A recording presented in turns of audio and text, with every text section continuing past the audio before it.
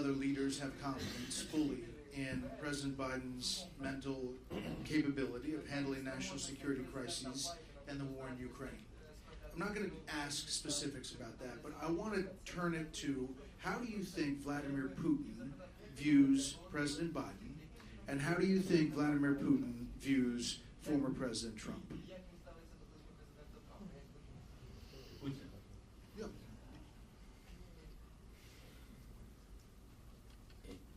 So you mean that what is his attitude to Biden and what his attitude to Trump? From your point of view. He doesn't love America. And he hates Ukraine.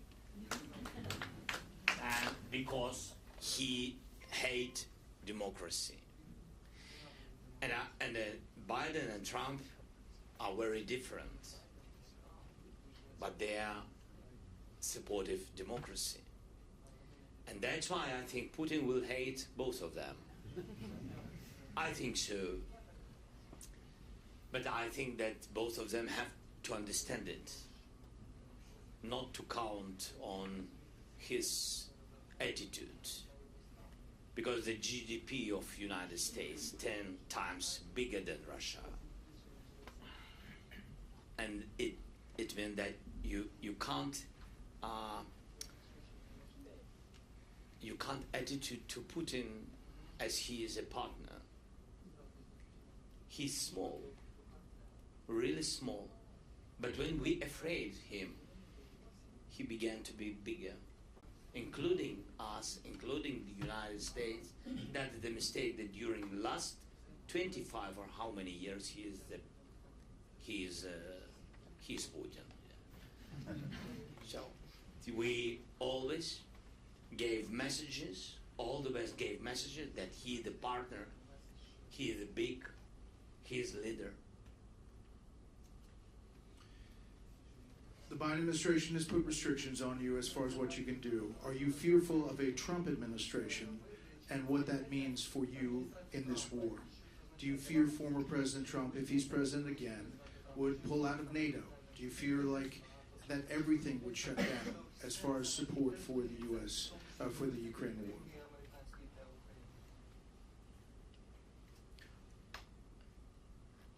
I don't know who will be the president of the United States. Neither do we. Yeah. I hope that that United States will never go out from the NATO. Otherwise, the world will lose a lot of countries, because such people like Putin. We will lose small countries which count on America in NATO, American leadership. We will lose Baltic, Poland, and other countries which are very sensitive to this topic. And I hope that United States will never seriously think to go out from NATO. I think so, but it's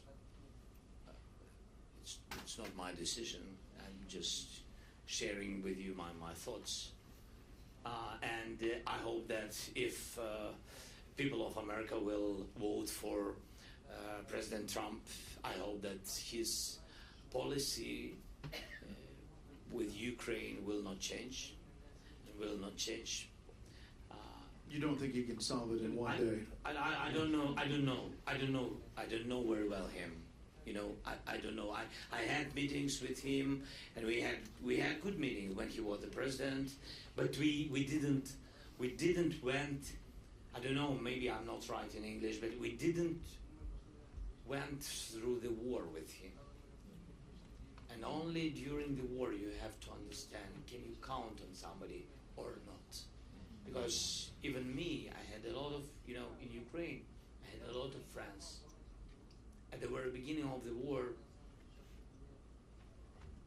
some of them, we lost some of them. We lost them because they found another land for them. It's their choice, but this is, there's, during the war, another situation. Messages yesterday in Twitter, yeah? Sometimes these messages also beat us and divide us.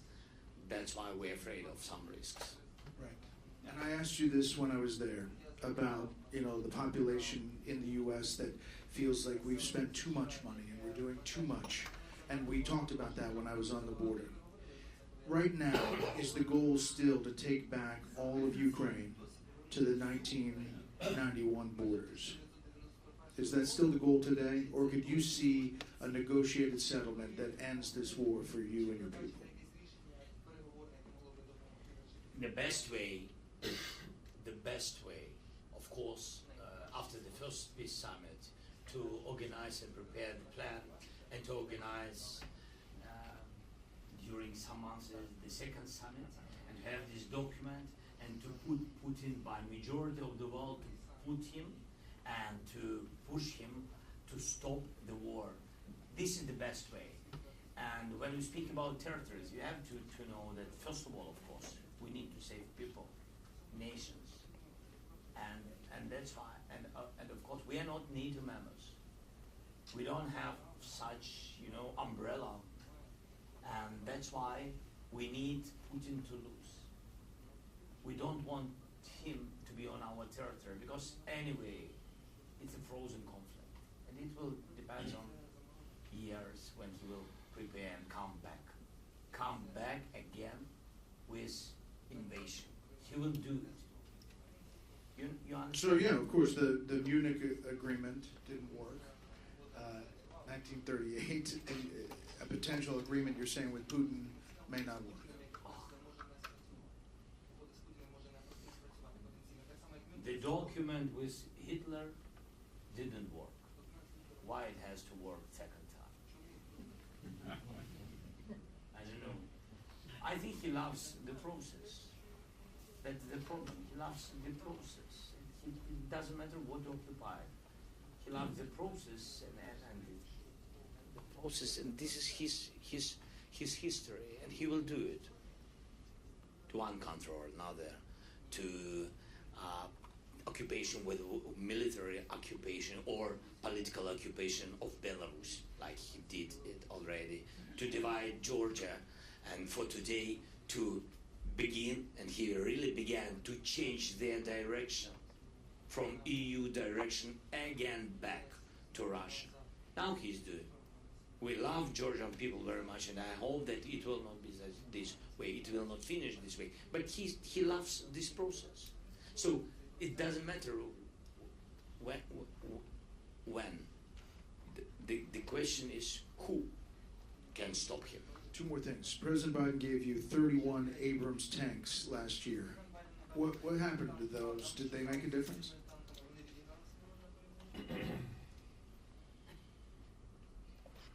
I'm not sure that such number of tanks can change the situation on the battlefield. It doesn't depend on decision of President Biden.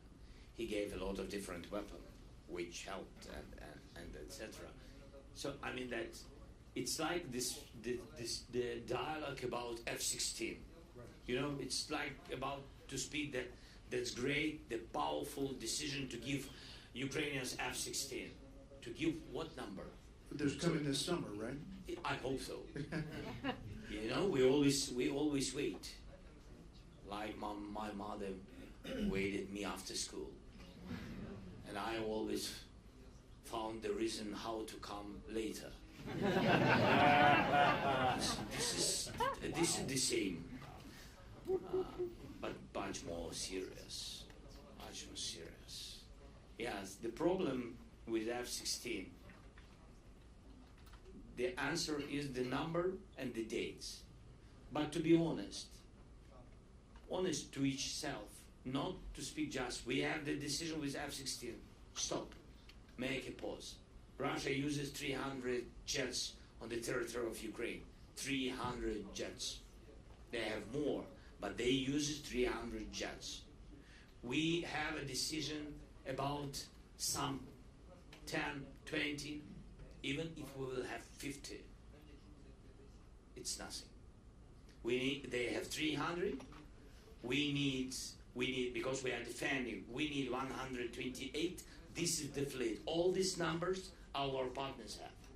So till moment when we will have 128 jets, we will not, compare with them. Anyway, it will be difficult. Last thing, here in the U.S., overwhelming majority of people are very upset with the current political situation. They don't like their choices.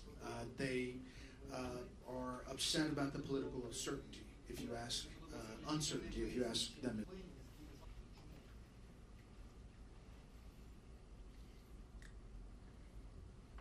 This is the long dialogue. Yeah, really.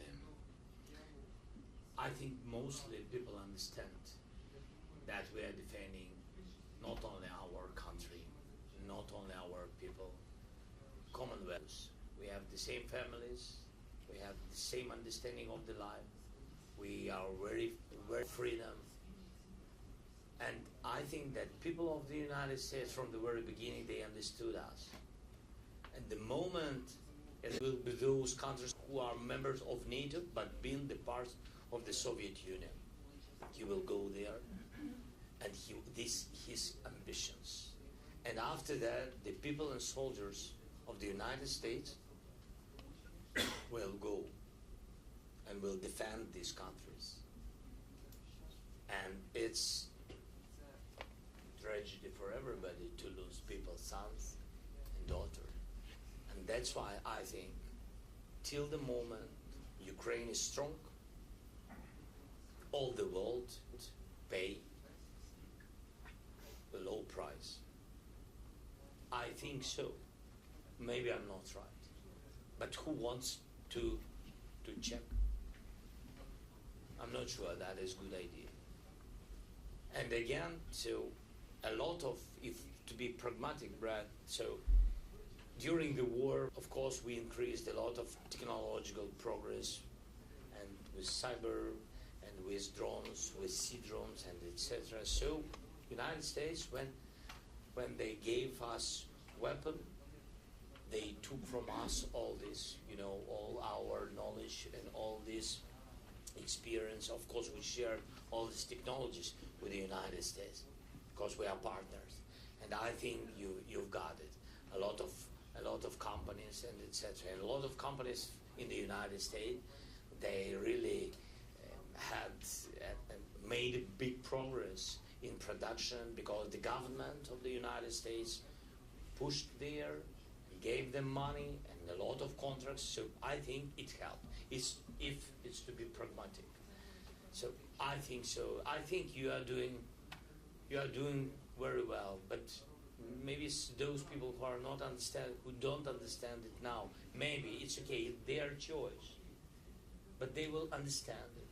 They will understand it in the future. That the United States made a really right choice, made really to save democracy in the world, and this decision is making now on the territory of Ukraine. It's true. President Zelenskyy, thank you so much for this. Thank you so much.